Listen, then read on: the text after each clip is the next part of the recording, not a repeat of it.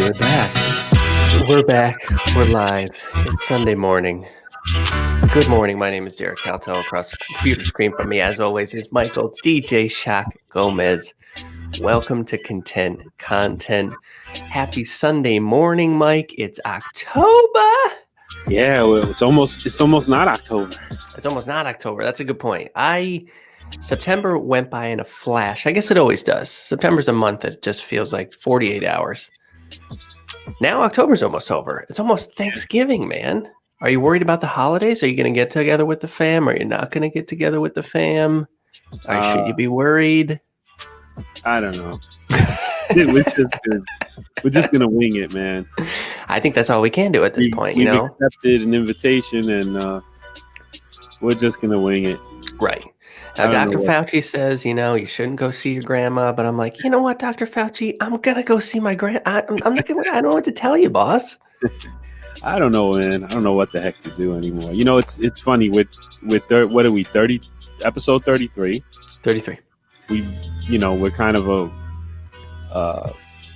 not technically birthed in quarantine pandemic life. That's true. I don't want to hold that over any other podcast head, but we did technically start a few weeks before quarantine. So we're not a quarantine podcast. We're not. But man, we're 33 weeks in. It's true. We're like a good, you want to know how long we've been in this state? See how many episodes we've done, because it's basically practically week for week. It is kind of like an exact count of how many weeks we've been. Practically, right? I guess it's a few off because of the 3 or 4 before the pandemic. That's right. But then, we kind of like adjusted for that. So, we're right around there, which does make it seem like once we get a vaccine, we'll just shut down the show, I guess. We solved it. We achieved enlightenment. We got ultimate health. And now we don't have to do it anymore, I guess. Oh, that'll be a sad day. No, we'll have to keep going. Nah, we're going to keep going, man. We can't help ourselves. We actually were talking about that before we started. How, we just, the good thing about this project for both of us is that whether it's doing well or not doing well, we're probably going to show up every Sunday. So we'll be here. And whenever you guys are ready, the water is always warm. Okay. We'll be here. The conversation's always flowing. Yeah. Very true. Well, speaking of which, Mike, I want to jump in here a little bit because we talked at the end of last week. I asked you the very difficult and very sort of humorous question of, do you think that an organization could emerge that would drive society in a more compassionate direction, given that most people... I loved your response to my response. Well, you said no. And I said, just lie to me, man, and tell me that there is. Okay. Yeah. Because I can't live in a world where it's just no. You're like, come on, no. But do you mind just at the top here sort of reiterating why you think that and why you felt so you were very flip, but then you said, of course, well, this is why you kind of feel that way, that it's we're not all going to get on the same page, that we're going to have this coming to Jesus moment where the entire world is like, oh my God, we've been messing up. Let's not do it like that anymore. Yeah. Why is that not going to happen? I mean, it was also the timeliness of us talking about it, since I'm working on a really hard chapter that I think is going to end up being 4 chapters probably. I had no idea it was going to turn into that. I guess I should have. But it's just the idea that, these, in the Alan Watts thinking of, things aren't necessarily bad and good, and we kind of need the yin and yang. We need the opposites to push us forward, and we need those sort of actors, those bad actors in society to push forward the good actors, to motivate us to want to do something good. Because if they weren't there, we wouldn't even want to, and it's sort of a necessary part from what I'm starting to kind of, where I'm at right now in the grand picture of everything. My perspective is kind of like, we need it. And even if we kind of, you look back and, there's always people throughout history who think they found this thing and it's going to just solve everything. And all it takes is, a bad actor, a person who's just going to pop up and mess things up and take away the genuineness of maybe who the person who started it, which is kind of what happens in a lot of the great religions, True. not all of them, I guess, but in a good chunk of them, there's this well-intentioned, very enlightened person, and they put forth these fantastic ideas that are just like, man, yeah, but no one listens. And that's one of the things I've always been An alarming trend in many religions. it's one of the things that always fascinated me. It's like we sort of give this screen time, or airtime, I should say, to like these wonderful platitudes and just this, these quotes and it's like, you know, and then everybody's like, yeah, amen. And then we just completely forget it. It seems more like entertainment, you know? Yeah, right. Something you Entertaining casually engage with. to think about this wonderful concept. And yeah, that's true. Oh, I Yeah. should do that sometime. Yeah, that makes and then it's like as soon as before you're done saying that, you're doing the opposite. Right, right. And it's Well, like this maybe Friday I'll do that. this humanity in us too, and I guess that, and then I've been very much thinking about mindfulness and learning about mindfulness, because whenever you learn about something, there's all these misconceptions that you start unlearning, True. and that's what I've been doing. And a big part of it is just kind of like not thinking you're going to change everything.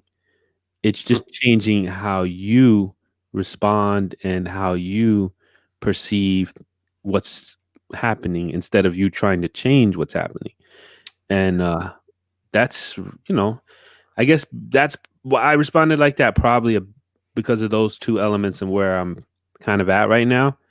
And that's the cool thing about these conversations, that I you could ask me that question and I could be in a different place, maybe a more hopeful kind of like place where I'm not thinking about that stuff and settling into it, and I could have been Right. like, yeah, Like, you know definitely. what? I think we are actually. Yeah, darn it, I started, I got this thing. But I think that's the general recap of it. Yeah, well, the thing is, I do happen to agree with you, Mike, that if we believe that, well, by the end of next week we can get to utopia, we are pushing away the reality of the human existence, the earthly existence, that suffering will be part of it. But again, this is a very delicate point to try and make. Particularly at a time when our country is being torn apart, it seems, and everything's so different. Roop, what does he got to say? True. If the Soviet Union wasn't there, the U.S. would have never implemented Social Security, unemployment insurance, and other New Deal measures. Wow, that is a Yeah, fantastic point that's at a the great top of the point. show. Wow. All right. That's exactly what I kind of wanted to get into this week. Again, because the world is in such a difficult spot, and we so clearly need to move to a place that's more compassionate, where we kind of have a reckoning with ourselves and realize that we have so much more in common than we do different. I remember the Alan Watts quote, by the way. It's distinction is not separation. That, well, we all have individual characteristics, that, oh, everybody's so unique in everything, but that doesn't mean we're separate. He Yeah, talks about, the brain and the lungs aren't really that similar necessarily, but they are very much this equal parts of one working body. And so obviously we need to move to a more compassionate spot. So it's so callous to say, well, no, that can't be done. And as you had mentioned last week, well, it's not a black and white kind of thinking. We're not saying, well, don't do it then. It's not worth it. But we're saying go into it with a mhm. proper expectation, or rather just a like fundamental understanding of how the world works, which is I would that you're just say, not. like, awakened, kind of. Yes, yeah, the awakened point of view, as Pima children would say. Um, Gosh darn you, Pima, you you sweet lady, you. Hey, good morning, Ivan. Ivan's here as well. Um, so it's not that you should just, well, look, there's going to be suffering in the world. There's nothing I can do about it, because there is a lot you can do about it. But don't be one of the things you said last week is so true. One of the reasons to not think, well, I can create utopia, I'll do it myself, is because when you meet resistance to that, as you inevitably will, you get discouraged and you're like, well, you know what, then I won't do it. And in the end, this short burst of energy fizzles out before it can become a sustained effort, which might actually and probably will change things for the better. So as far as you see it. So I just wanted to read a passage. Of course, we've been going real heavy on the Alan Watts, and he's brilliant. I don't know what to tell you. If you're sick of him at home, you should read the book, man. I don't know what to tell you. There's more too. There's more books. Yeah, I've already ordered a couple more. I actually got another one this week too, man. I meant to say, because it's a brilliant dude. It's a little bit longer of a passage, so I'll try and read it quickly. But I do think it is pertinent to this moment, especially when, again, so many people in our country and around the world feel like things need to change and that we need to fix a bunch of this wild stuff. So this is a passage from the book, Alan Watts. It is most important that this be understood by those concerned with civil rights, international peace, and the restraint of nuclear weapons. These are most undoubtedly causes to be backed with full vigor, but never in a spirit which fails to honor the opposition, or which regards it as entirely evil or insane. It is not without reason that the formal rules of boxing, judo, fencing, and even dueling require that the combatants salute each other before the engagement. In any foreseeable future, there are going to be thousands and thousands of people who detest and abominate African Americans, communists, Russians, Chinese, Jews, Catholics, beatniks, homosexuals, and dope fiends. These hatreds are not going to be healed, but only inflamed by insulting those who feel them, and the abusive labels with which we plaster them, squares, fascists, rightists, know-nothings, may well become the proud badges and symbols around which they will rally and consolidate themselves. There's Alan Watts predicting the Proud Boys, by the way. Yep. Nor will it do to confront the opposition in public with police and nonviolent sit-ins and demonstrations while boosting our own collective ego by insulting them in private. If we want justice for minorities and cooled wars with our natural enemies, whether human or non-human, we must first come to terms with the minority and the enemy in ourselves and in our own hearts. For the rascal is there as much as anywhere in the external world. Inside out. That's exactly it, man. And the idea that if you don't have peace within yourself, I mean, this sounds very hokey, but if you don't have solidarity and peace within yourself, you cannot bring solidarity and peace out into the world.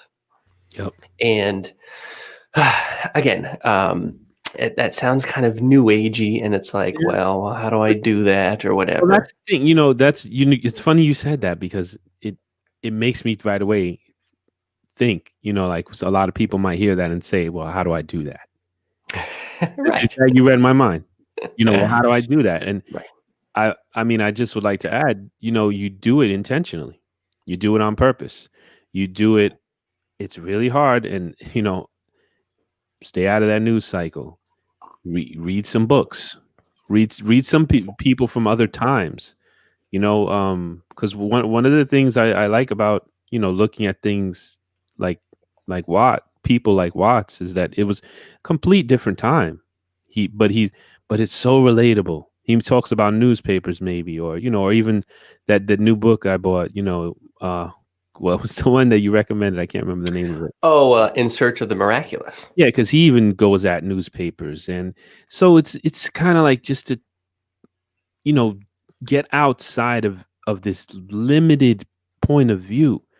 If you're trapped in this time and space, if you're trapped in this news cycle, and if you're trapped in this thing, you know what I mean? And you got to pull away. You got to look a little bit around. And I think, through meditating, through prayer, through studying, looking at different things, through being excited about learning, it really does help, because I know I just wanted to say that. I didn't want to interrupt you, but it's just, I feel like a lot of people are going to say, well, yeah, okay, fine, but how do I do that? True. And you can. I mean, I'm not saying, don't get me wrong. I don't run around, like, oh, I'm perfect. Hell no.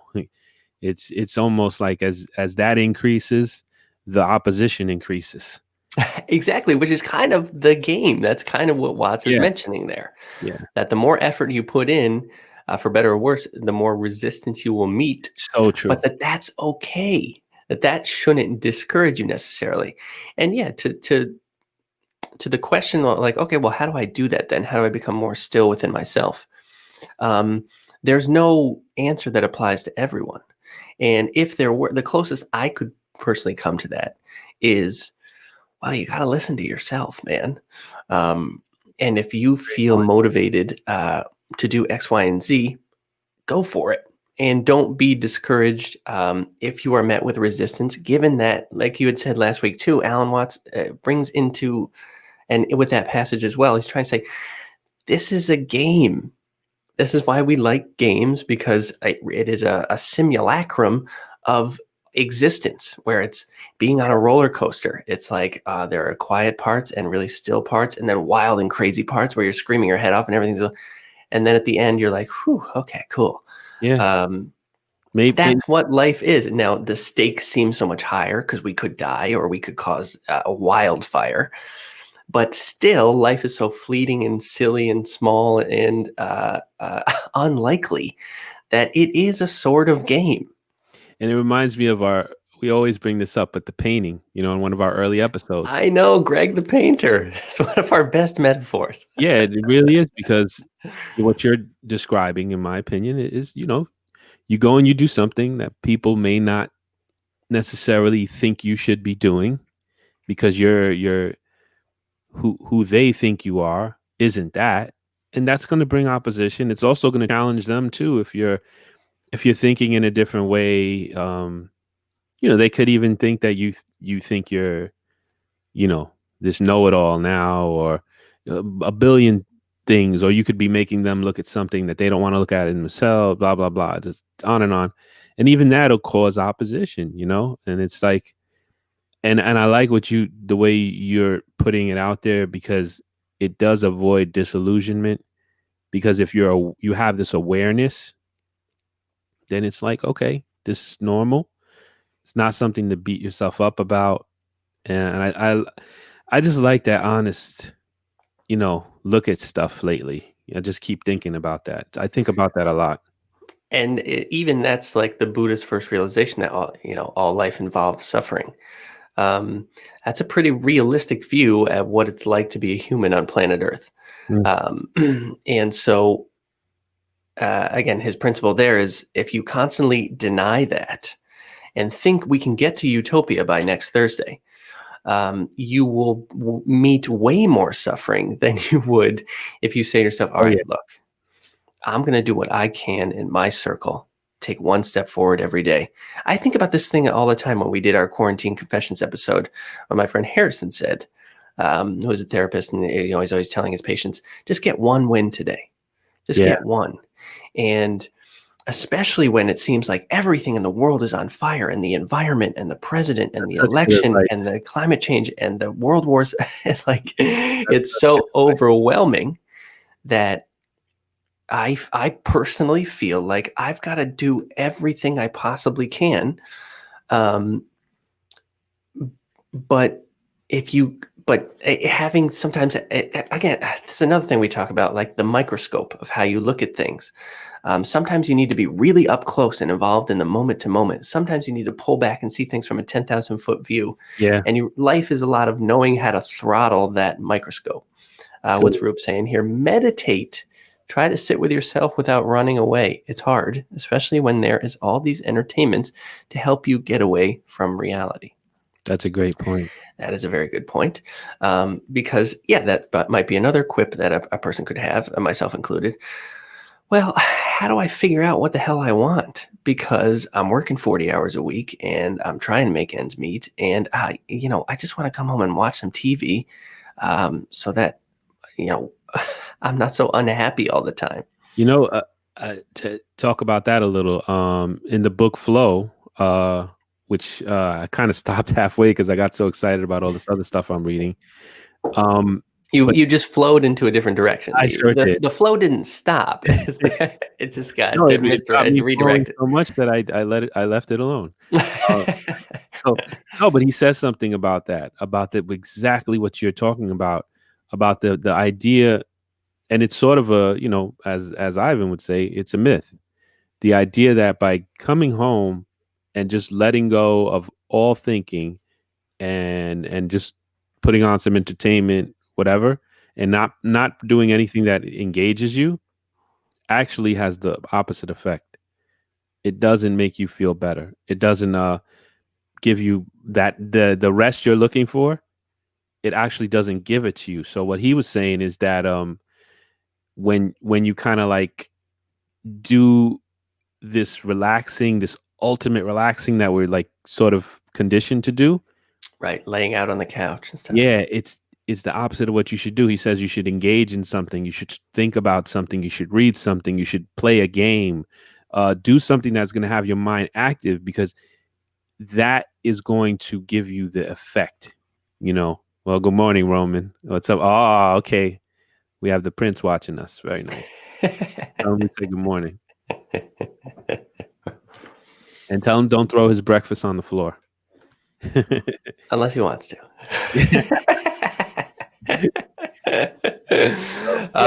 So that's something to think about too, right? I mean, we have this kind of like that programming, right? Absolutely. That I deserve, and it also is sort of a sense of entitlement. Like, I worked hard, I deserve to, but you're not helping yourself necessarily. You really aren't. Right. And that's another kind of delicate point, because people do need to be more compassionate to themselves, which is, again, what Watts is kind of addressing there. You need to be compassionate to yourself before you can bring compassion out into the world. But like, oh, now I'm seeing that Roop wrote mediate. Either he, I read it as meditate. Now maybe I think he meant meditate. Okay. I don't know, Roop. You can comment and clarify. I just had a moment of silence where I was reading. Oh shit! Maybe he meant mediate. Mediation is also important as well if you're in a dispute. So you can be in a dispute with yourself. That's right. Mediate via meditation. Yeah. Yes, this is good. No, this is bad. No, you're a great guy. No, you're awful. It's just, I constantly mediate between myself, or as it is, but that's true. Yeah, maybe I don't know, but that's part of meditating. So I'm like, okay, shut up. You shut up too. Everybody be quiet in here. Be quiet for a second here. We can argue after. Let me say this, and this is again, as with so many things in the show, I'm saying this so that I will hopefully do it. With meditation, it's like it's 10 minutes, man.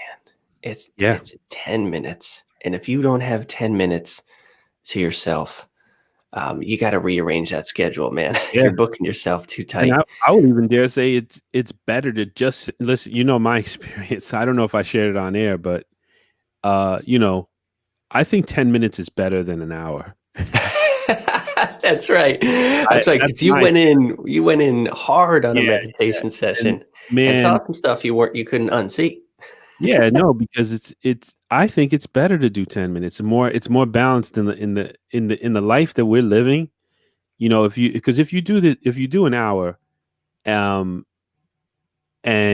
like after that hour, you really dig in. You really get this peace. You really just like that time. I was in nature.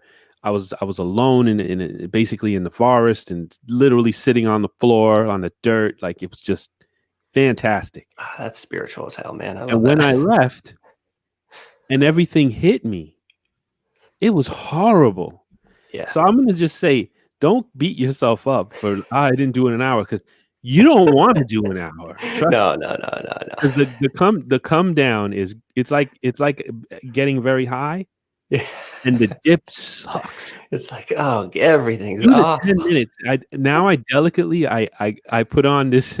I have a person who kind of got a video of someone just kind of guiding me through. That's very helpful. So I don't get too crazy. It's a routine.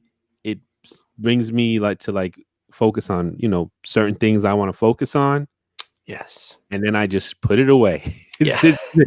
Put it away. I'm not getting any more because it's scary. It's hard, man. I don't want to unless I was to go away. Now I understand why they do retreats. Yeah. Doing Yeah.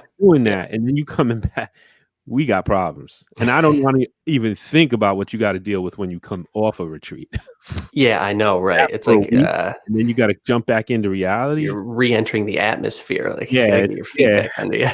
It's just, okay, and it even made me change my thoughts about, I thought all these monks who, would go away and hide from everyone and just stay there, and I used to think they were like kind of giving a lot up. And now I'm kind of like, you know what? You guys are cheating. Yeah, I don't have the same awe of them anymore. I stepped in, I just dipped my toe in their realm lightly. And I Mm. was like, man, this is pretty damn cool. And the fact that you ran away from everyone to keep getting this natural high, it's like I don't have that same kind of like awe of you anymore. I'm just like, you took the easy way out, bro. I'd like to do that, but I can't. I have Yeah, this a whole lots of people would like to live family. up in the mountains, Yeah, and just living an yeah, ascetic yeah, lifestyle. get fed, get free haircuts. You work at one of those monasteries where they make wine all day? I Oh mean, come god, on. even better. Kicking back. Yeah, I mean, it honestly probably does say something that our brains, between the media and the jobs and being overworked, underslept, our brains are so scrambled. And again, as so unprecedented in terms of any measure of human history where we're at now, that Yeah. spending an hour alone inside your own head is a scary place to be. Can I I know, challenge I you a know, little bit? I know. Jack Cornfield always quotes. I think it's an Annie Lamott poem where she Yeah, says, "My mind is like a dark alleyway. I don't like to go there alone at night by myself." that's a good one. I love that one. I started checking him out too. He's got some good stuff. Yeah, Jack Cornfield. But he said a story. Did I tell you the one I watched where it was like it's kind of off topic. Do it, man. Because I love Jack. Yeah, highly He recommended for any he had a story listeners. about like he I guess wherever he went to like get his schooling on, whatever Zen or Buddha, whatever he was doing at that moment. Mhm. He was at some school for years. I think it was in India, and there was an American woman, and she was very devout, and everyone was really thought she was great and very dedicated, and just whatever, and on this road to awakening. And she left, and she didn't say a word to anybody. She just disappeared, and then all of a sudden popped up maybe a year later or two years later, and she went around and she was like an evangelical. She came back. She found Jesus, and she had that very strict uh like if I don't save you, you're going to hell kind of Ah, energy. yes. So she was going around for a long time, just telling everybody, you got to, Jesus is the way, the truth, and the life. You're, just giving them that whole thing. Mm. And he got kind of frustrated, he said. And he said he went to the teacher, and he was like, look, it was cool. We're all kind of feeling a little stressed out here because she's very persistent. Like, she's not leaving us alone, and she's constantly doing. He explained it, and then their teacher just kind of stopped and said, well, what if she's right? And it just took the air out of everything he said. And he kind of reminded the teacher reminded him and anyone who hears the story that we do have to make room. And actually it's not off topic. Yeah, I was gonna say This is it kind pretty of is. damn on topic, It is on topic. because you have to make room for those others who Who you may may or not may not agree be with, wrong. Yeah. and you do have to leave space that they may be right. Yeah. You gotta like it. That's a inner work right there. You have to be like, you know, especially, you may have been where they are. That's another thing, to have compassion to help you. That's what helps me with different things too. Like I might have been where somewhere someone is right now at a different time. Whatever you can pull in to just kind of like, okay, this person's not an idiot. Let me just, feel them out and have a conversation, revelation through conversation, and that's something too, to think about in this polarized time. I think that's important. I've been really, I had like, even if you get into a Facebook back and forth comment thing, about an issue, like the other day I did, because someone sparked my theological stuff. Uh-huh. And I was like, well, this, and we went back and forth, and I learned something, even though that person didn't have the same spirit I did, as I think, as far as really just trying to like learn about it, and Mm. like, wait a second, because that's the kind of conversation I was coming from an angle like, wait, if that's true, where's your source? I'm very interesting development, because I'm starting to look at that stuff differently now, like not so much like what's right or what's wrong. And I think that's something to apply to life, not so much what's right and what's wrong, but wow, how did you come to that conclusion? Like let's I mean, even to the point of a very fringe group that's got these extreme beliefs. Instead of, if you're one on one, I mean, obviously not to endorse it, if it's immoral, but to like, if you're in one on one with somebody in a conversation, how about that question? Because that's, wow, how did you come to that conclusion? What influenced you? And then they can say, and then you can maybe talk about it, and you may not agree with the person, but it may even give you some places to reach them. Because if they say, then this happened, and then I learned about this, and what if you know something about, well, did you know that the reason that happened was because it was a response to this, and that person really didn't think that, and that might shatter the paradigm a little. Like, wait a second, I'm so diehard for this, and that's not even, because that's kind of what happened. What made me become, like, for example, I'm a former fundamentalist. So what made me pull back from that was learning, and someone maybe challenging something, and someone saying something, and me being like, really, is that true? Because if that's true, then this can't be true. And then, yeah, it went from being a literalist to a biblicist, is another term people use, to not, Mm. to completely different interpretation and reading of the sacred text, which even opened me up to more. And I think that's super important, to have these conversations, not so much to be right or to win. You know, the we can't help it with this. It's my pet peeve, splitting thinking, man. Splitting Yes. thinking is such a And as certain as we may be about whatever conviction that we have, it is incredibly important to leave that little bit of space that you're talking about, even if it's something, one of your own beliefs or a belief that someone else may have. Because even if you're pretty sure you're right about the thing, proselytizing and screaming at somebody and thinking, why don't they understand it? You're such a fool," will only harden their belief. It will drive them and to, uh, they yeah, won't listen to you at all. and back to Watts. That's pretty much what he was saying. That's the passage, exactly. Yeah, And and even actually, that's what Roop was saying up top. That, wow, the U.S., as difficult and scary as the Cold War was, both the U.S. and the Soviet Union, certain individuals or organizations within those countries benefited tremendously from those things, yeah. and would, in fact, and some people are probably very thankful for the Cold War. Um, Private military contractors, namely, but that's what Watts is mentioning, and it's another thing he mentions a little bit later in the book is, a judge, a person who's a judge should be very thankful for criminals, because you are only a judge in contrast with a criminal. If there were no criminals, nobody committed any crimes, you're out of a job, bud. Yeah, and You know, also, and of course, so many people, rightfully so, define themselves by their work or take pride in their work. So if there aren't criminals coming in every day, who are you? You're just a useless person. You yeah. got nothing to say and no opinion that matters.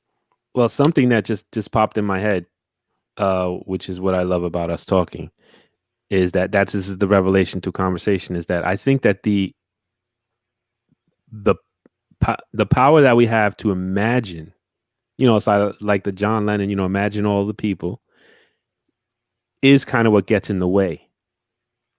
I never thought of that. Like, because we have this power to actually imagine peace, complete love, complete compassion, everyone just getting along. Imagine no religion, imagine no this, imagine, like, we have the power to imagine that, Yeah, which is sort of what gets in the way of us actually being in this kind of mud, you know, uh, and balancing it out. I mean, that's just something that popped in my head. I never looked at it well, like I'll that. say this, man, and that might be because obviously, it's a good thing that we can imagine a more peaceful world because then we could hopefully work towards that. Yeah, exactly. However, because we're so results oriented, driven by getting to a place, it's not the Hmm. journey, it's just the destination.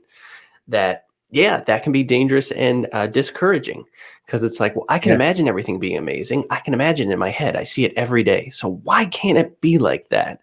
that was Um, really good. That you that connected it to that.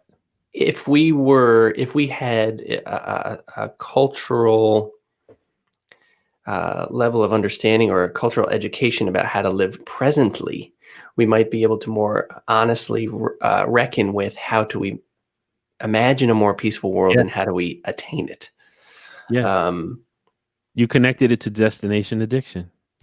yeah, there Yeah, you that go, was man. so great, man. Yeah, because it's true. Because you imagine this thing, and because everything else is chasing a carrot, right? Once we get here, then we'll be happy. Okay, we're here. Oh, once we get over there, we'll be happy. And of course, never happens. But I Mhm. think it's that thing. You're right. It kind of is, It's yeah. that thing inside our head. So we have this destination in our head of this peace, even the idea of this heaven, this perfect heaven, this peace, and everything's perfect. We have this destination in mind, and we want to make it happen on earth, which is a super religious idea. Many religious founders of their religions set out on a journey. They even move to their own sites. They go away from the world. They try. It's been tried and tried again. So, like, I think it's fascinating. Yeah, it's that's the destination. And Mm. then and it even gets complex because even the heaven, hell, and I think Uncle Joe's. Dare I say Satan gets in the way on the path to God. What do you think about that, Mike? Ooh, that's provocative. Satan gets in the way. I don't know. I guess it could go two ways. We could look at it like he's getting in the way, or the kind of like what we talked about on the show, where he's doing a job for God, like in Job. Where he comes and he asks for permission, and I tend to lean more on that because I feel like, although it does seem that way, of course, he's getting in the way. We're trying to get to God, which would be this ideal peace, right? Mm. But this is something I wanted to mention too. Thank you, Joe, because it brought it back to mind where the basically the disillusionment that, in a sense, this episode is trying to talk about avoiding because we want to be more balanced. We don't want to give up. Here's the flip side. That disillusionment is what sends you on the journey. Oh God, you're right. So here's the flip side. It's like, so you want to me being set on the journey, in my opinion, already. I just want to keep going. So I think that the first disillusionment is what wakes you up. Like that big disillusionment, like for me, was sort of when I was 20, I don't know, 20, 26, 27. That was my first big disillusionment, and at that moment I started this journey that I'm on now. So it was followed by other disillusionments. The next one, one was the American dream. Then came the disillusionment with religion, and I'm probably gonna have other ones, right? But those are necessary, but not being overcome and drained by the disillusion and to keep going and accept it is kind of like this balance I think we need to strike. And I'm glad that comment triggered that, because everyone's on a different place, and I think it's important for us in the show to try to like as much as we can. It's hard because I'm here, I'm looking here. Remember my stupid eyebrow thing? I'm looking here, Joe's looking Right. here, Derek's looking here. Right. So it's like, yeah, we're always going to be looking, but let's not forget that another time we were looking somewhere else. And that's what I'm saying. And that to help the person who's in a different place at the moment, who's maybe didn't get disillusioned yet. Maybe they're starting to, they're just awakening, or maybe they've been disillusioned so many times that they're like, oh, I'm so sick of this, and that's the message I think that's valuable today. To don't be sick of it. Don't be upset about it. Realize it's a part of it, and then realize you don't want to like mess yourself up, and be kind to yourself and be kind to the process, and understand that it has to be there. It's like it's just a bunch of stuff. Yeah, I mean, that's what I would say about that comment too, is like Satan is on the path, and that's the recognition. That's Buddha's there is always suffering. Thinking that Satan won't be on the path is how Satan gets you, because he sneaks up behind you. Yeah. He's not there. He's on the path, man, but the path isn't going anywhere. So you can find your each individual way to maneuver that as best you can. And I say this all the time because I really do love it, and it's kind of a difficult teaching to ingest, but that suffering is grace. Even better than myself, Mike, that the difficulties in life are the very things that shape you into who you ultimately become. And we always have a striving, a sort of idealized version of ourselves and what we would like to be. I always say the Beatles just wanted to be the Everly Brothers, which a lot of people would say, well, who the hell's the Everly Brothers? But when they were coming up, they were like, that's the coolest thing we could possibly be. And they messed it up. They weren't exactly like the Everly Brothers, but what they became, is pretty good too. It's all right. Conan O'Brien just wanted to be Johnny Carson. He's not Johnny Carson. It didn't work out. But he's Conan. People love him. He's amazing. Yeah. And so in meeting suffering along the path, and it's difficult. It's very easy for us to say in an abstract manner here, Mike, well, when you meet suffering, you got to push through it. And then somebody say, yeah, well, guess what? My uncle died, and that sucks. My grandmother passed away, and it was horrible.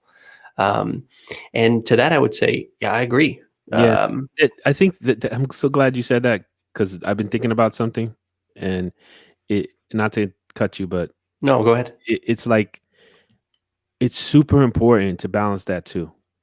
And I'm glad you're touching on it, because it's not just, getting Pima on them all the time. Sometimes you got to just hurt. Sorry, I got to throw Uncle Joe up. No, Joe, I wasn't talking about you. When I said uncle, I was like, oh, Joe's going to be upset by that. Joe wants to live, man. He's very much alive. He's so alive. So I think, it's not always the Pima way, it's not always, grab it, invite them in.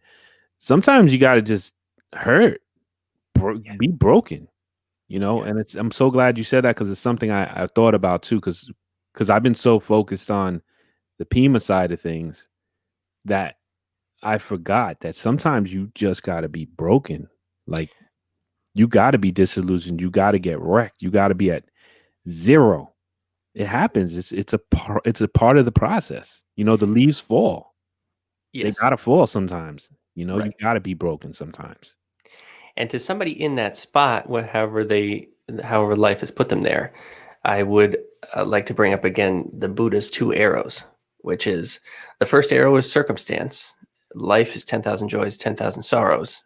Things are going to happen that are going to be difficult because we're on planet Earth. That's a blade of grass experience the same way.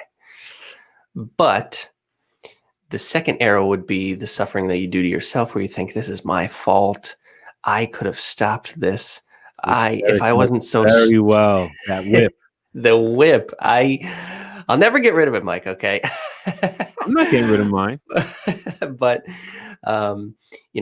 if I was different, this is all I'll never feel this. But if I could only just, that stuff is, look, man, again, life is 10,000 toys and 10,000 sorrows. These things occur. It's about how we react and reckon with them. And it's not, to quote one of your favorite movies, Mike, it's not your fault. Okay. Yep. It's not your fault. It's not your mess fault. with me. Not you, man.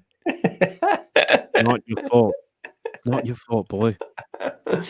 But yes, I think of it all the time, and it is a helpful when life is being annoying or difficult or depressing. Suffering is grace. That It is. these difficult that you can't have mountains without valleys. Again, I like to look at nature for all the answers in the world because I think they're out there. And that, again, this even ties in with the idea of trying to reach utopia and our point up top, that you can't have left without right. You can't have tasty food without being hungry. This is the earthly game that we engage in. And being completely certain and not allowing any space for any, it's like, when we've mentioned this before too, but like when Buddha became enlightened, when he had this moment where it's like, galaxy brain, I get it all, everything makes perfect sense. He then didn't just like sit under the Bodhi tree with light pouring out of his head and he never experienced anything ever again. That according to the ancient texts, if an individual would become quote unquote enlightened, you still experience the pleasures and pains of life. It's not like your every moment is like ecstatic, unbelievable. It's that you're not attached. You've not gotten rid of that first Buddha's arrow because you're on planet Earth and it's the way it is. But you've gotten rid of the second one. You've gotten rid of the whip. It's basically what the Buddha did. He threw his whip away, man, which I think he's a fool for that. I would never do that. The whip is the bomb is the bomb thing to get rid of. It really is. And actually, you know what? Something I wrote down after I did meditate a little this morning, and I've been thinking, and it goes right with what you're saying. I wasn't going to mention it, but then when you said that, I was like, yeah, this goes perfectly. It's about the two wolves. That story where, in case anyone's never heard it, it's basically a young girl asks her grandmother, grandma, how did she's her grandma's super awesome, lives life to the fullest. It's like, how do you do it? How did you do it? And she says, well, I realized that inside me I have two wolves. One is love and one is hate. Whichever one I feed becomes stronger. Mm-hmm. And this ties in with mindfulness crazily, because what you practice becomes stronger. Yeah. And the reason I think this ties in is like, I looked at two sides of it this morning. Like, mindfulness isn't about changing. This is a quote. I don't remember the person's name, but mindfulness isn't about changing our experience. It's about relating to it differently. And I think that's very connected to what we're getting at. Yes. Versus, and this is my little input, just to help me understand it, trying to control uncontrollable, which is going to lead to frustration and anger, right? But if you do the other thing, which is like, mindfulness isn't about changing our experience, it's about relating to it differently, that's going to bring about kindness and curiosity. Because if you're looking at things that way, those are natural fruits of that. But if you're looking at trying to control the uncontrollable, trying to do this, trying to do that all the time, You're going to get frustrated. You're going to get angry. And that's feeding the hate wolf versus the love wolf. Mm. And what you practice becomes stronger. And I think that's, I like to mention that also because wolf one is the childlike excitement that Jesus is talking about. Become like children. Hmm. Wolf one being love, and wolf two is everything we should be trying our best to not encourage, Yeah. you know, but it's going to be there. They're both there. And it goes Right. back to what You you can't, said. you're not going to Both kill wolves. the hate wolf. No, Yeah. the hate wolf is always going to be there. But you can weaken him, and I think Yes. that's Morning, hey, Miguel. what's up, Miguel? So I think that's key, and I wanted to throw that out there because I like that we're trying to give some like help. We're not just here, this is a great episode, I think, because we've constantly come with at least an idea At that least a little might help something, you. It may not. It's probably we don't know that it's going to help you Like, because we know individual results may vary. we know we don't know, but we're just We're we're just, throwing it out experimenting. there. We're like a couple Precisely. guys in the laboratory of the mind and We got the and Bunsen spirit. burners out this morning. Yeah, we're just Yeah. like, and this when I added this, it helped a little. That's all we're doing. Exactly. And again, to the person, and again, largely speaking to myself, that says, well, look, man, I would love to love myself more, but I don't. And I don't have the time to even consider it, to be honest.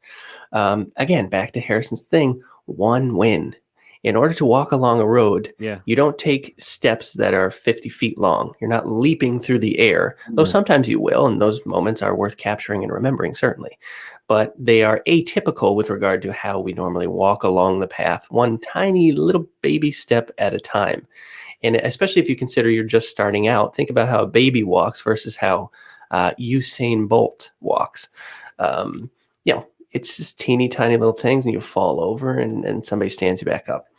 Yeah. And like, if you can just take a little tiny step forward, that's a win.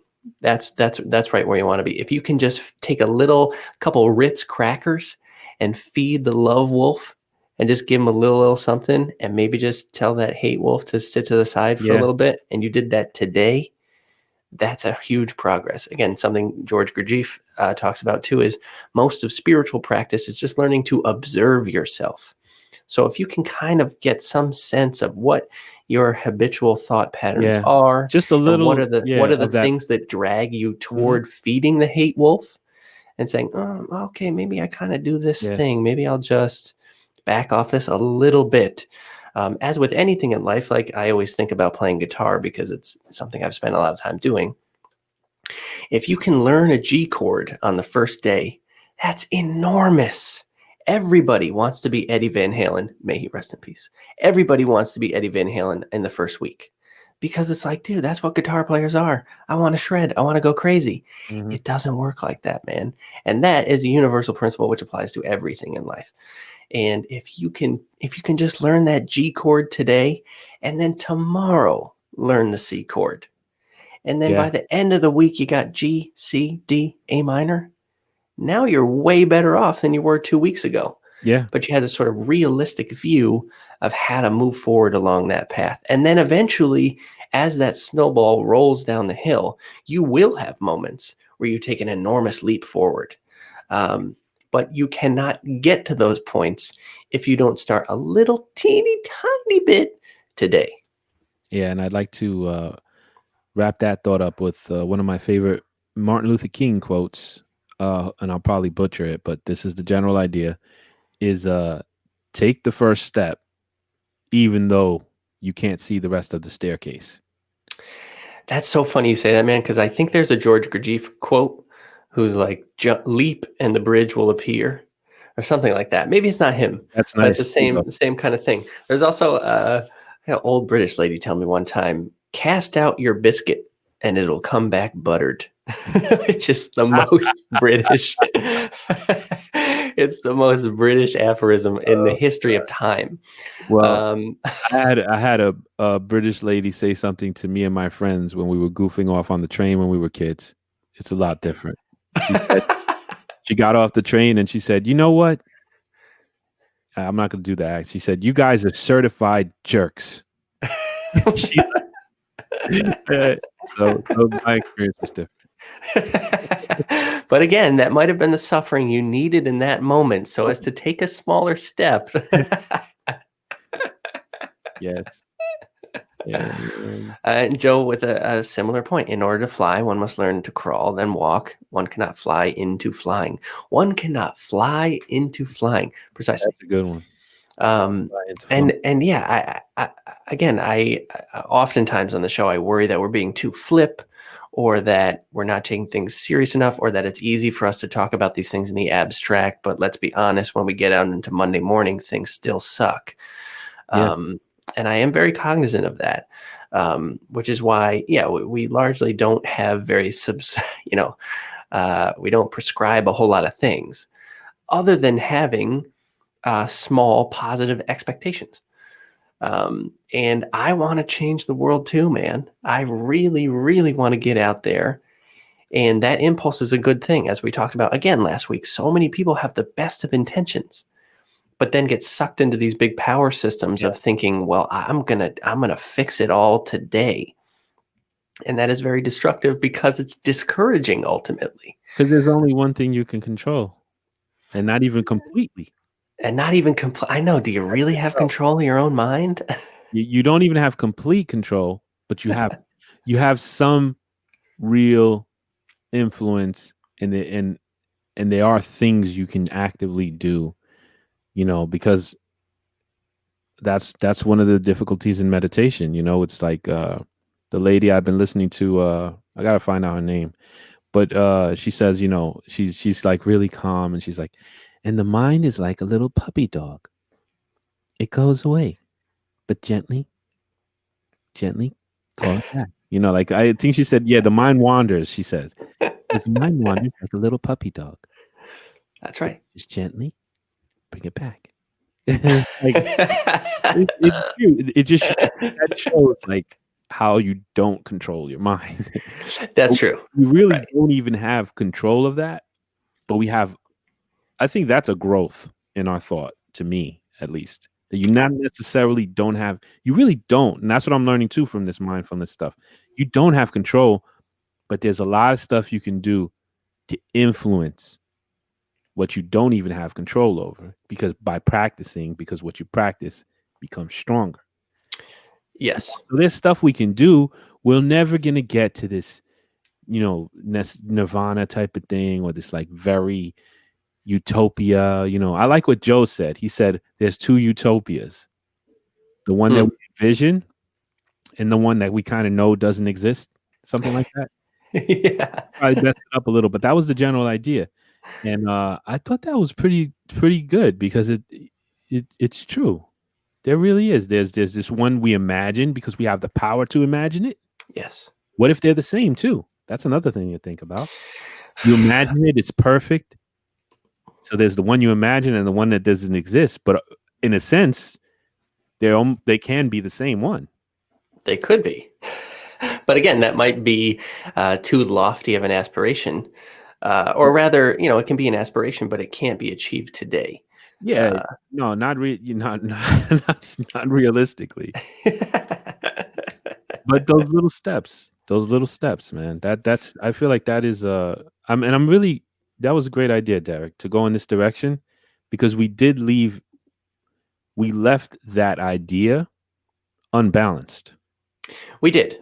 Or we had begun to balance it out, but we didn't have time to give it its kind of proper credo. Yeah, because we were like, that was like the we got on first base, second base. Yeah, right. We're standing there at the end of the inning, like, wait a second, man. Yeah, we did stop mid game there. We did. You're right. And very good of you to realize that. Well, yeah, I just wanted to mention those things, man. And I think we made a bunch of pretty decent points this week. As always, the main bullet points of content is to be kind to yourself, to listen to yourself, to trust yourself. Yeah. Uncle Joe chiming in here at the end. In the military, they have an idea called embracing the suck. When you know things are going to be terrible and you can't change it, embrace it It helps you take the power of the situation back into your own hands. That is a similar principle to what I'm saying about suffering is grace, man. And it's a similar principle to denying Satan being on the path. He's there, dog. I hate to say it. Yeah, he's there. Yeah, I tried to push him out of the side. I tried to deke him out. I tried to give him, but he's there. And embracing the suck is suffering is grace. It is all life involves suffering. It's the Buddha's realization. And what makes it hurt the most is saying it's not there, because it is. What Yeah. makes it hurt the least is saying it's there, I see it, and I will work within it. And that it doesn't make the experience of the suffering that much lighter, particularly, if it's something acutely difficult. But it's the only possible honest recognition and way to reckon with the reality in which we find ourselves, I suppose. And there's a song I've been listening to. It's called 26. It's by the girl, lead singer from Paramore, and she says a line in it, and you just reminded me of it. It says, in one part of the song, she says, "Reality will break your heart," and then she later on in the song, she has like a little bridge, and she says, "Let it break your heart." So she goes, "So let it break your heart," and it's like, damn. I really feel like that's Nobody wants to do that, though. But that's it. it, man. You become broken. Reality, you get disillusioned, and I feel like that's when you become awakened. That's that moment.